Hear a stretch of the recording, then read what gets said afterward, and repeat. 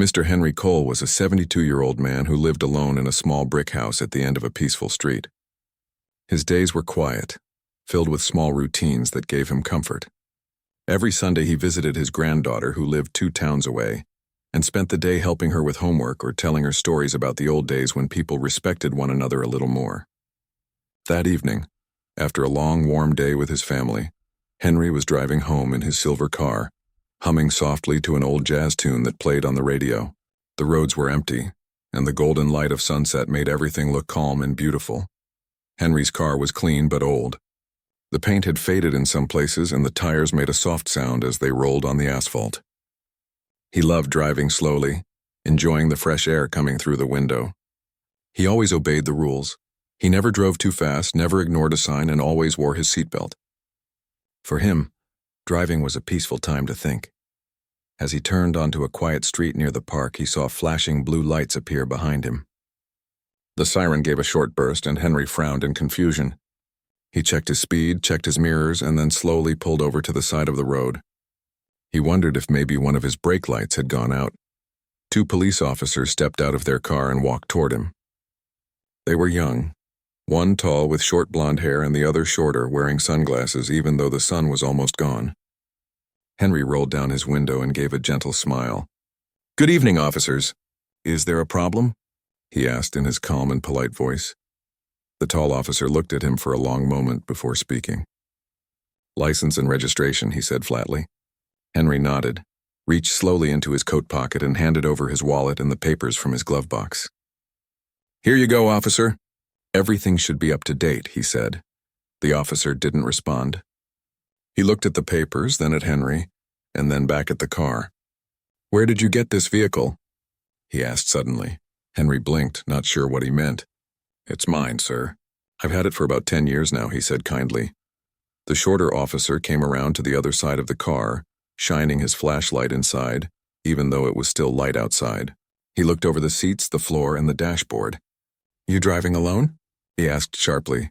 "Yes, just coming home from my granddaughter's," Henry said softly. The 2 officers exchanged a look. Henry could feel the mood changing. Their tone wasn't friendly. It was cold, suspicious. He tried to stay calm, thinking maybe it was a misunderstanding.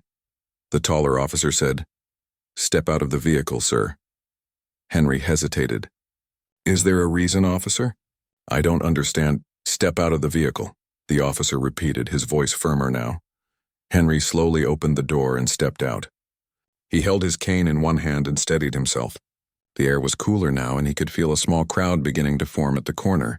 People walking dogs, teenagers with phones, curious eyes all watching quietly. Henry stood beside his car, his hat slightly tilted, his face calm but confused. He didn't want to cause trouble. "Is there a problem with my registration?" he asked gently. The short officer folded his arms. "This car matches the description of a stolen vehicle reported earlier today," he said. Henry's mouth fell open a little. "Stolen? That can't be right," he said. "This is my car. You can see my name on the papers." The tall officer looked at the documents again but didn't seem interested. "Maybe the papers are fake," he muttered to his partner. Henry's heart felt heavy. He had worked all his life to live honestly, to do things right. Now he was being treated like someone who had done wrong. He looked around at the small group of bystanders watching with concern. A young woman whispered, "He looks harmless," and began recording on her phone. Henry took a deep breath. "Officer, please, if you check the number on the registration, you'll see." "Sir, don't argue," the officer said quickly. Henry stopped speaking. He didn't want to make them angry. He remembered what his late wife, Mary, used to say. "Stay calm, Henry. Calmness shows strength." So he stood quietly while the officer ran his information through a radio call. The minutes felt long. The other officer walked around the car again, glancing at Henry like he didn't trust him. After a few minutes, the tall officer came back. "Our system's not matching your ID right away. We'll need to take you in until we sort it out," he said. Henry's voice was soft. "Take me in?" "But I've done nothing wrong," the officer shrugged. "Then you'll have nothing to worry about." "Come on, sir." Henry could feel the eyes of everyone watching. He didn't want to be seen as resisting, so he nodded slowly. He leaned on his cane and tried to keep his dignity. "I understand, officer," he said. One of the officers reached for his arm. guiding him toward the patrol car. Henry stumbled slightly but caught himself. The younger officer noticed the cane and said quietly, "Be careful, sir." That small kindness gave Henry a bit of comfort. As he was placed in the back seat of the car, Henry looked out the window at the fading sky. The colors of the sunset mixed with streetlights and everything seemed distant. He wondered what his granddaughter would think if she saw this. He thought about calling her, but he didn't want to scare her. At the same time, one of the bystanders shouted softly, "He didn't do anything." The officer ignored the comment and closed the door. The sound of the lock clicking echoed in Henry's ears. Inside the car, he sat still, breathing deeply. His mind wandered back to the years when he had taught young students about fairness and patience. He remembered telling them that even when people misunderstand you, you must stand firm in truth and respect. He smiled sadly to himself. "Practice what you teach," he whispered under his breath. The drive to the station was quiet except for the soft sound of the radio in front. The officers didn't speak to him. Henry looked out at the city lights passing by, each one reflecting on the window like small stars. He didn't feel anger, only sadness that the world still judged people by appearances. When they reached the small police station, one of the officers opened the door and helped him out. "We just need to check your details, sir," he said with a hint of nervousness. Henry nodded. "Of course," he replied. He was tired but calm. They led him inside, where a few other officers looked up curiously. Henry's papers were passed from one desk to another. Some whispered, others looked unsure. He could sense confusion, but no one explained anything. He was asked to sit on a wooden bench near the wall. The room smelled of coffee and paper. The clock ticked loudly, and each tick felt like a reminder of how slow time can move when you're waiting for fairness. Henry folded his hands and looked down at them. They were old hands, lined and gentle. The hands of a man who had spent his life teaching others to believe in kindness. He knew patience would be his strength now. As he sat there, one young officer, perhaps new to the job, glanced at him with uncertain eyes. There was something like guilt on his face. He picked up Henry's wallet to check the ID again and noticed a small golden card tucked behind the driver's license. The edges shone faintly. Before the young man could pull it out to read it, his supervisor called out, "Leave that. We'll handle him later." The young officer hesitated but obeyed. Henry saw the moment and gave a small smile. He said nothing. He just waited. The clock ticked again, steady and patient, just like him. Outside the night grew darker, but inside Henry's mind there was only quiet thought. He was planning what to do once they finally allowed him his single phone call. He knew exactly who he would call, and when he did, everything would change. Inside the small police station, the night grew quiet except for the soft sound of phones ringing and papers being shuffled. Mr. Henry Cole sat on a wooden bench near the corner, his old cane resting beside him. His heart was calm, but his mind kept wondering why something so simple had turned into such confusion. The two officers who had brought him in stood near a desk, whispering to each other and glancing at him from time to time. Henry tried to meet their eyes, but they avoided looking directly at him. He could see they were unsure of what to do next. It was clear now that they didn't really have proof of anything, but they were too proud to admit they had made a mistake. Henry, being patient by nature, chose silence over argument. He had learned long ago that silence often spoke louder than anger. After some time, an older sergeant came out from a small office. His face showed experience and tiredness. He looked at Henry, then at the papers on the desk. "What's this about?" he asked the younger officers. "Possible stolen vehicle, sir," said the taller one. The sergeant flipped through the papers, then frowned. "Possible? Do we have confirmation?" "Not yet, sir." The system didn't match right away. The sergeant sighed and looked at Henry again. "And you brought him in anyway?" There was a short silence. Henry sat straight, his eyes steady and kind. "Sir," he said politely, "I understand you're doing your job. I just want to make one phone call and everything will be clear." The sergeant hesitated. "We'll see," he said, then walked back into his office. Henry didn't speak again. He leaned back slightly, feeling the hard wood against his back, and closed his eyes for a moment. He thought about his late wife, Mary, whose picture still stood by his bedside at home. She used to remind him that patience was strength, not weakness. "You can't control how people act, Henry," she used to say, "but you can control how you respond." Those words now echoed in his mind like a gentle voice of wisdom. Minutes passed, maybe an hour. The tall officer came over and handed him a paper cup of water. "Here, sir," he said quietly. Henry took it with a small nod. "Thank you, son," he replied kindly. The officer didn't say anything else but seemed less confident than before. The younger officer, the one who had noticed something in Henry's wallet earlier, kept looking uneasy. He sat down across the room, typing on a computer but glancing up now and then. His conscience seemed heavy, as if he already knew something about this situation wasn't right. Henry watched them quietly. He wasn't angry. He felt a kind of sadness that people could judge others so quickly without knowing the truth. He remembered his years as a teacher, standing in front of classrooms full of young students teaching them about fairness and respect. He had spent decades trying to make the world a little better, one student at a time. Now in this small police station, he felt how fragile those lessons could be in real life. When the tall officer returned, he said, "Sir, you'll have to stay here a little while longer until we sort things out." Henry looked up and nodded. "I understand, officer. I just hope you sort it out soon," he said softly. They led him into a small holding room. Not a dark or rough place, just a plain room with a bench, a small table, and pale walls. Henry sat down and placed his cane beside him. There was a narrow window high on the wall, showing a thin slice of the night sky. He could see one bright star shining. It reminded him of the nights long ago when he and Mary would sit outside on their porch, talking about life and how every person deserves respect. As he sat there, Henry began to think deeply about his life. He thought about the small classroom where he once taught children who didn't believe in themselves until he encouraged them.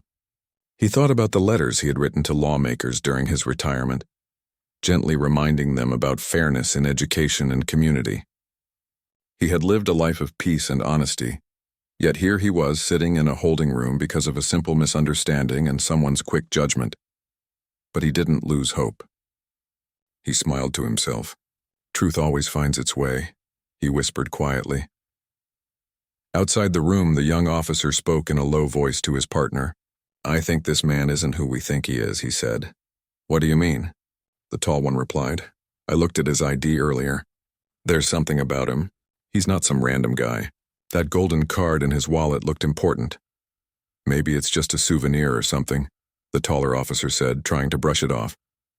The young one shook his head. "No, I don't think so." Henry could hear faint voices through the door. He didn't strain to listen. He simply waited. Time moved slowly in that small room, but Henry's patience was endless. He rested his hands on his knees and stared at the floor, lost in quiet thought. Finally, the door opened.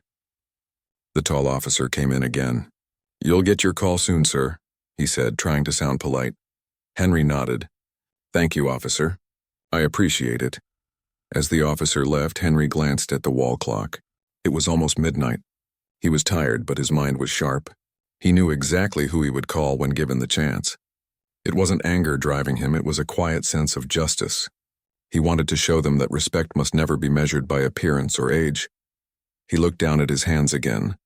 The same hands that had once written policy papers. The same hands that had shaken hands with judges, teachers, and lawmakers during his younger days. Those hands had built a life of service, and tonight, they would remind others of that truth. The young officer entered again after some time, holding Henry's papers. He hesitated before speaking. "Sir," he said softly, "I looked you up. There's a note on your record that says you worked with the Supreme Court once. Is that true?" Henry looked up with a calm smile. "Yes, son. I worked there for many years as a civil rights advisor, but I never used that title for pride. It was simply my way of helping others." The young officer's eyes widened. "I see. I'm sorry, sir." "I didn't know," Henry nodded kindly. "It's all right. Knowing is the beginning of change." Before the young man could respond, the tall officer entered again. "What's going on?" he asked sharply. "Nothing, sir," said the younger one quickly. "Just checking his details." The tall officer looked at Henry suspiciously, but Henry didn't speak. He knew words weren't always the way to prove truth. Sometimes calmness spoke louder than defense. After another long wait, Henry was finally told he could make one phone call. He stood slowly, using his cane for balance, and followed the officer to the small desk with a phone on it. His hand trembled slightly as he picked up the receiver, but his eyes were steady. He dialed a number from memory, a number he hadn't used in years but knew by heart. When the line connected, a calm, authoritative voice answered on the other end. Henry smiled faintly and said in his clear voice, "This is Henry Cole. I need your help, old friend." The officer standing nearby raised an eyebrow, not understanding. But as Henry continued to speak softly, the mood in the room began to change. The person on the other end was clearly someone of great importance, judging by the tone and the respectful silence that followed. Henry hung up the phone quietly after the short call. He turned to the officer and said, "Thank you. Everything will be fine now." The officer looked puzzled but didn't respond. Henry walked back to the bench and sat down again. For the first time that night, a gentle smile touched his face. He wasn't smiling out of pride but out of peace. He knew that truth was already on its way. Outside the room, the phones began to ring. One after another, voices rose, footsteps hurried down the hallway. Something was happening. The officers who had once looked down on him were now whispering nervously, glancing toward the room where he sat so quietly. Henry simply closed his eyes and whispered to himself, "Patience. Mary, you were right again." The long night that had begun with confusion was now slowly turning toward revelation, and Henry Cole, calm and steady as ever, sat waiting for the morning that would bring justice, not through anger but through quiet truth and dignity. The small police station was quiet except for the sound of phones ringing in distant rooms. Mr. Henry Cole sat calmly on the wooden bench, holding his cane in both hands. He had already made the one phone call they allowed him, and now all that was left to do was wait. His face was peaceful, but his eyes showed wisdom and quiet strength. He knew that truth had a way of moving slowly, but it always arrived on time. The two officers who had arrested him stood near a desk, whispering nervously. They didn't understand who he had called. To them, it was just an old man using his one phone call like everyone else. They didn't know that the man sitting silently in their small station had once been a respected legal advisor to one of the most powerful courts in the country. A few minutes after Henry made the call, something began to shift. The phone at the main desk rang sharply, and the sergeant who had ignored him earlier answered it. His voice, casual at first, grew serious as he listened. "Yes, sir. Yes, we have him here," he said, glancing toward Henry with confusion. "Yes, sir, I understand." When he hung up, his hands trembled slightly. He looked at the officers and said in a quiet voice, "Who exactly did you bring in tonight?" The taller officer frowned. "It's just an elderly man, sir," said. His name was Henry Cole. The sergeant looked at him as if he couldn't believe what he was hearing. "You two may have just made the biggest mistake of your careers," he said softly. The young officer's face turned pale. "Sir, what do you mean?" "That call he just made. It went directly to the Supreme Court offices. Someone high up confirmed he used to work as a senior consultant for civil rights law. He's not just any man. He's the kind of man who helped shape the very laws you're supposed to protect." The room went completely silent. The tall officer opened his mouth, then closed it again. The younger one lowered his head. None of them spoke for several seconds. The sergeant finally said, "Get him out of that room now." The young officer hurried down the hallway and opened the door to the holding room. Henry looked up from where he sat. "Sir, you're free to go," the officer said quietly. "It seems there's been a misunderstanding." Henry smiled gently and stood with the help of his cane. "I understand, son," he said kindly. "We all make mistakes."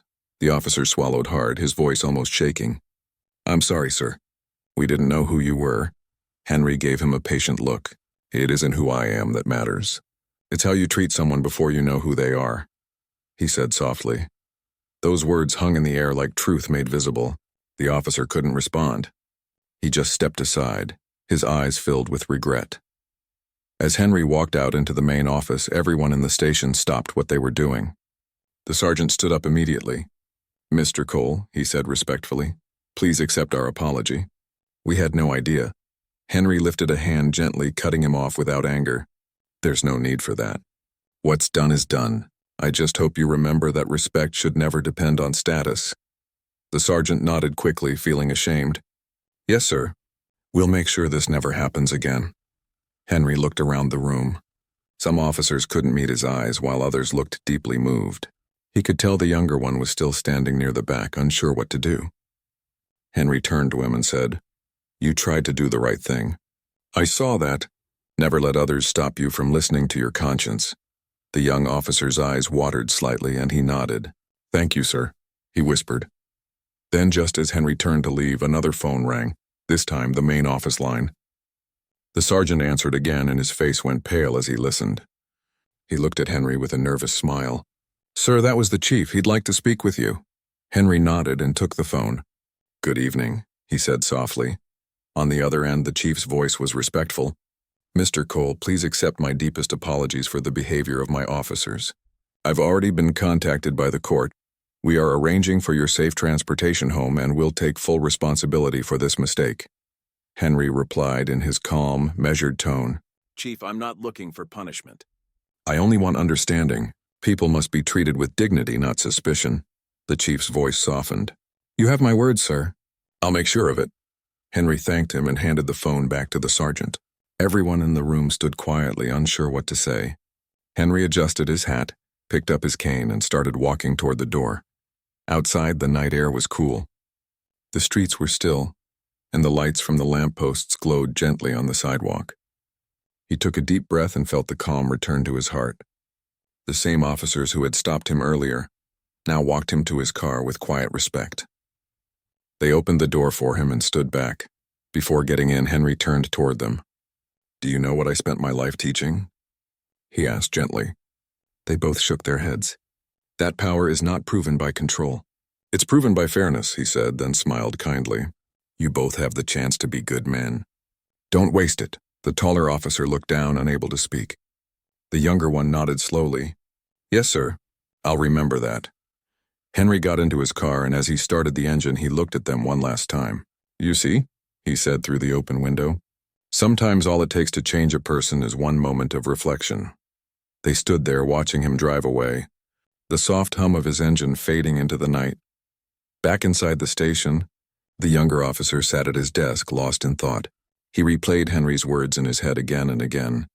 It was as if the old man had held a mirror to his heart, showing him something he hadn't wanted to see.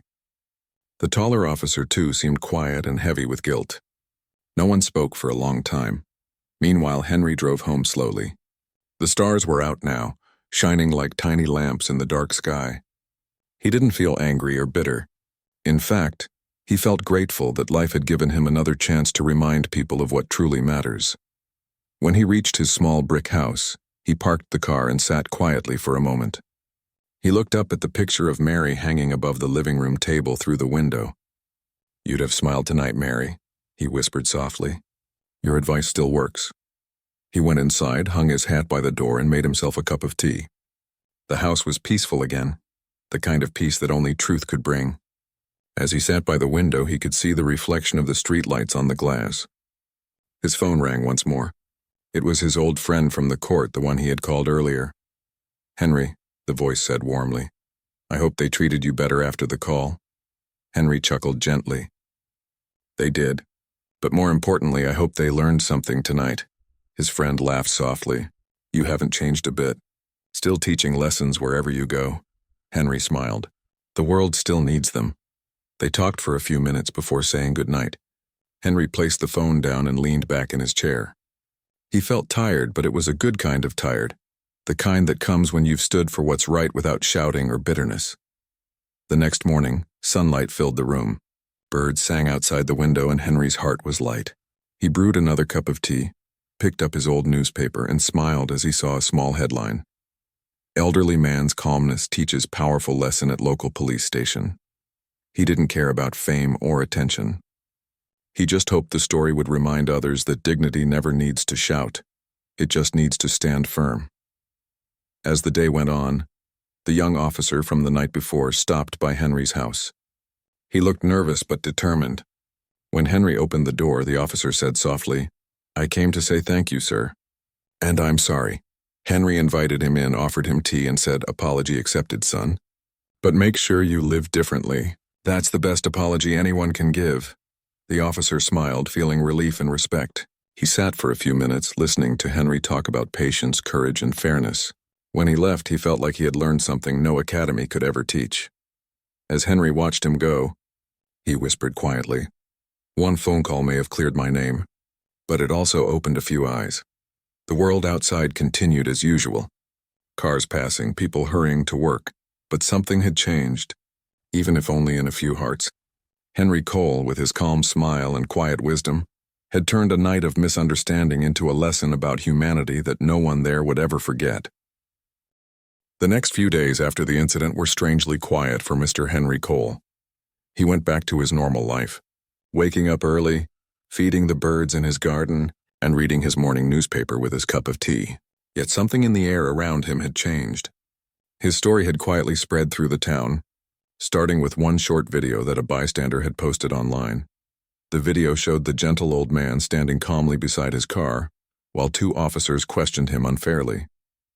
It captured his patience, his soft tone, and the way he never lost his dignity even when treated wrongly.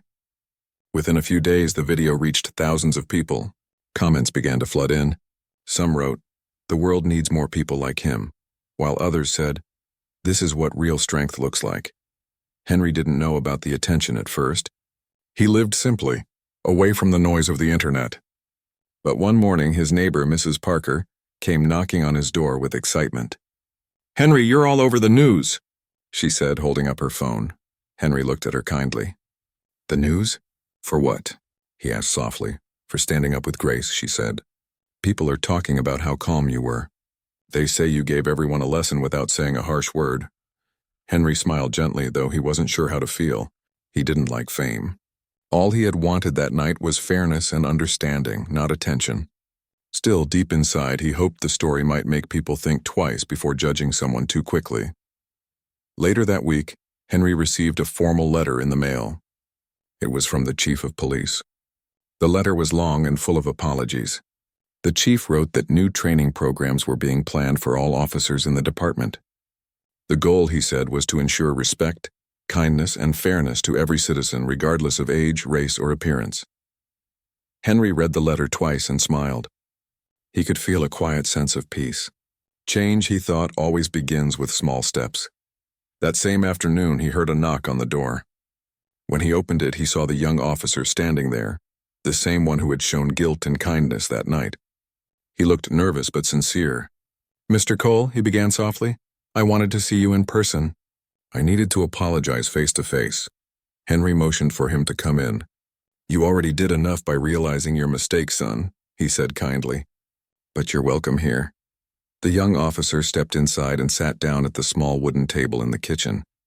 Henry poured him a cup of tea. The officer looked around the cozy room, noticing the simple furniture, the old clock ticking softly, and the framed photos on the shelf. Pictures of Henry with his students, his wife, and his family. "I've been thinking a lot since that night," the officer said quietly. "I realized how quickly I judged you. I didn't even stop to think about what kind of man you might be. I just followed what others said." Henry nodded. "That's the easy thing to do, son. The hard thing is to stop and listen to what your heart is saying." The young man lowered his head.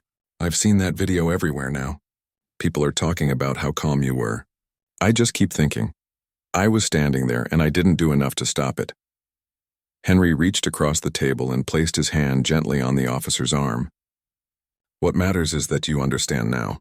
We can't change the past, but we can grow from it." The officer looked up with watery eyes. "Thank you for not being angry." Henry smiled kindly. "Anger only closes hearts. Understanding opens them." They sat in silence for a while, sipping tea. Then Henry told him stories from his years as a teacher, stories of young people who learned to change because someone believed in them. He spoke about how he once advised courts on civil rights issues, not for fame, but to make life better for others. The officer listened carefully, almost as if each word was shaping something new inside him.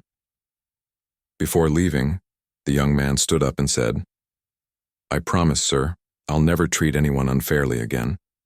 You taught me more in one conversation than all my years of training did." Henry nodded with warmth. "Keep that promise and you'll make this world a little kinder." After the officer left, Henry sat by the window for a long time, looking at the trees outside swaying gently in the wind. He felt calm, knowing that even a painful moment could turn into something good if handled with patience and grace. Over the next few weeks, people began writing to him. Some sent letters. Others dropped by just to shake his hand. A few even called him the man who changed hearts with silence. Henry always smiled humbly and said, "I didn't change hearts." People changed themselves when they saw what patience can do. Then one morning, Henry received a phone call from the local newspaper. A journalist wanted to interview him for a feature story about the man who reminded the world of quiet dignity. Henry agreed, but he made one request. "Please," he said, "don't make it about fame. Make it about respect. That's the real story." The interview was simple. He spoke softly about that night, about how misunderstanding can grow from fear and how kindness can heal it. When the story was published, it reached even more people. Schools began sharing it with students, and several community groups invited him to speak at meetings about fairness and patience.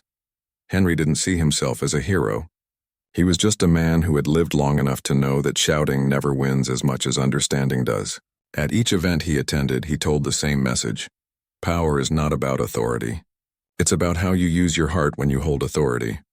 One afternoon, the police chief himself came to visit Henry at his home. He brought a small framed certificate as a gesture of apology and respect.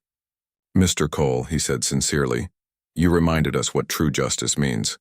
We've started training programs in your name to teach every officer about respect and humility. Thank you for opening our eyes." Henry accepted the certificate with a humble nod. "I'm grateful, Chief," he said softly. "But the best thanks will be seeing people treated right, not seeing my name on paper." The chief smiled and promised to honor his words. That night, as the sun went down, Henry sat on his porch, watching the golden light fade into the quiet blue of evening. He could hear children laughing in the distance and the soft rustle of leaves around his yard. Everything felt peaceful. He thought about how one moment of injustice had turned into a lesson for many people, not through anger or revenge, but through calm and truth. He closed his eyes and whispered softly, "Mary, I think you'd be proud. They're learning little by little." The wind carried his words into the air, and for a moment he felt as if his late wife's presence was beside him, smiling the same warm smile she always had when he did something good. The following week, the young officer sent Henry a small letter. Inside it was a note that read, "You taught me to listen before I act. You changed how I see people forever. Thank you for believing I could be better." Henry folded the letter carefully and placed it in his drawer beside Mary's old photo. He smiled. To him, that small note meant more than any award could. As the days went by, people stopped him on the street just to greet him kindly. Children waved from school buses, calling him Mr. Cole, the calm man. He would tip his hat and smile, always humble, always gentle. His story had touched many hearts, but what mattered most to him was not fame. It was the hope that maybe the world would become a little gentler, one person at a time. Months had passed since that night when Mr. Henry Cole's quiet strength had turned a moment of unfairness into a lesson for the world. His life had slowly returned to its simple rhythm, watering his plants every morning, reading on the porch, and walking down the same streets where people now smiled at him warmly. Yet something was different. Wherever he went, people treated him with new respect, not because of his title or history, but because of the calm dignity he had shown when life tested him. The story had grown far beyond his small town. Newspapers, schools, and even community programs across the state had shared what had happened. People admired how an elderly man had handled unfair treatment without anger or pride. They said his silence had spoken louder than words ever could. One afternoon, Henry received an official letter with a golden seal. It was an invitation from the local police department. The letter said there would be a public meeting to discuss fairness and respect in law enforcement, and they wanted Henry to attend as a guest of honor. Henry read the letter slowly, then looked up at the picture of his late wife, Mary, on the mantel. "Looks like I have one more lesson to teach," he whispered with a soft smile. On the day of the meeting, Henry dressed carefully in his best dark suit, the same one he had worn to his retirement ceremony years ago. He polished his old shoes, fixed his tie, and placed his small golden pin on his coat. That pin had been given to him when he served as a consultant for the Supreme Court. It was a quiet reminder of the years he had dedicated to justice and truth. When he arrived at the town hall, the place was already full. Reporters stood near the back with cameras, and townspeople filled every seat. Police officers in uniform lined the walls. and among them was the young officer who had once knocked on Henry's door to apologize. He stood straight, his face filled with respect. As Henry entered, the crowd turned toward him and a soft murmur spread through the room. People began to clap, not loudly, but with deep warmth. Henry smiled gently and nodded to everyone as he walked to the front with his cane. The police chief stepped up to the podium first. His voice carried across the hall. "Ladies and gentlemen," he began, "we are gathered here today to learn from a man whose actions reminded us what justice and respect truly mean." He paused and turned toward Henry. "Mr. Henry Cole, I want to offer a public apology on behalf of our entire department. What happened that night was wrong. But your patience, your calmness, and your grace taught us all something powerful. You reminded us that real strength lies in understanding, not authority." The audience was silent, hanging on every word. The chief then continued, "We have started a new training program for every officer under our department. It's called the Cole Program, for calmness, observation, learning, and empathy. It's named after you, sir." Henry's eyes glistened as he looked down, touched by the gesture. He never sought recognition, but hearing that his name was being used to teach respect brought a quiet peace to his heart. When the chief finished speaking, the crowd clapped again, louder this time. The chief turned to Henry. "Mr. Cole," he said, "would you say a few words to us?" Henry nodded slowly, stood up, and walked to the podium. The room grew silent again. He placed both hands gently on the podium, his voice calm but strong. "I'm not a man of many speeches anymore," he began softly, "but I want to say something simple." He looked around the room, his eyes warm and kind. "That night was hard for me, but it was also a night that showed me something important. The world is still capable of learning." He paused, letting the quiet sink in. "Respect is not something you give only to people with titles or power. It's something you give to every human being, because it's the right thing to do. You never lose anything by being kind, but you lose a part of yourself when you forget kindness." Several people nodded quietly in the crowd. The young officer looked down, remembering Henry's words from their last conversation. Henry continued, "When I was younger, I taught children about fairness. I told them that justice is not just about laws, it's about how we treat one another. That lesson doesn't end when we grow up. We must keep learning it every day." He looked at the officers standing along the wall. "Wearing a uniform doesn't make you strong. What makes you strong is the ability to stay fair even when you could choose otherwise." The chief bowed his head slightly in agreement. The audience sat completely still, moved by the honesty and wisdom in Henry's voice. Henry smiled gently. "I don't want anger or punishment for what happened. I only want change, and I can already see it beginning here. That's enough for me." He stepped back from the podium and the entire hall rose to their feet. The applause was long and heartfelt. Some people had tears in their eyes, and even a few officers wiped their faces quietly. The young officer stepped forward, saluted Henry respectfully, and said softly, "Thank you, sir." Henry nodded. "Keep doing what's right, son," he said. As he left the podium, reporters tried to ask him questions, but he simply smiled and waved politely. He didn't want to turn the moment into a story for the cameras. It wasn't about fame, it was about truth. Outside, the sun was setting, painting the sky in shades of orange and gold. Henry walked slowly toward his car, the sound of applause still echoing faintly from the hall. The young officer hurried to open the door for him. Henry smiled. "Thank you," he said softly. "Always, sir," the officer replied, standing tall. As Henry drove home, the streets looked different than they had that night months ago. The same trees lined the road, the same lamps shone gently, but now everything felt peaceful, lighter somehow. He thought about how easily things could have gone another way, how anger could have replaced patience, how resentment could have erased understanding. But instead, a single phone call and a calm heart had changed many lives. When he reached home, he parked his car carefully in the driveway and sat for a moment before getting out. The air was cool and quiet. He could hear crickets in the distance and the soft rustle of wind through the leaves. He went inside, hung up his hat, and walked to the small wooden table by the window.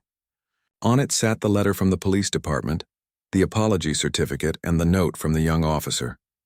Henry looked at them for a moment and smiled. Then he picked up a pen and wrote a small line on a notepad that lay beside them. "Respect is the seed of peace. It grows when watered with patience." He placed the note beside Mary's photograph. "We did our part, my love," he whispered softly. The next morning, Henry sat on his porch with his tea, watching the sunrise. Across the street, a few children were walking to school, laughing and waving at him. One of them shouted, "Good morning, Mr. Cole." Henry waved back, smiling. He didn't know that teachers at the school had begun telling his story to students as an example of courage without anger. He didn't know that across the town, people used his name as a reminder to stay calm and fair. He just sat quietly, enjoying the morning breeze. The world outside was still imperfect, but it was trying, and that was enough.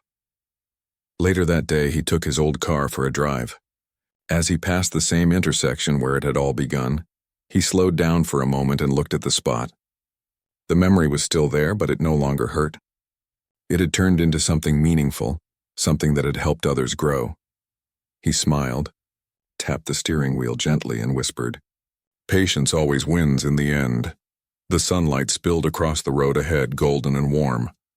Henry Cole drove onward, an old man with a steady heart, a calm spirit, and the quiet victory of knowing that one simple act of dignity had changed the way an entire community understood justice and respect. And as he disappeared down the long, peaceful road, the evening sky glowed brighter, as if the world itself was smiling back at him.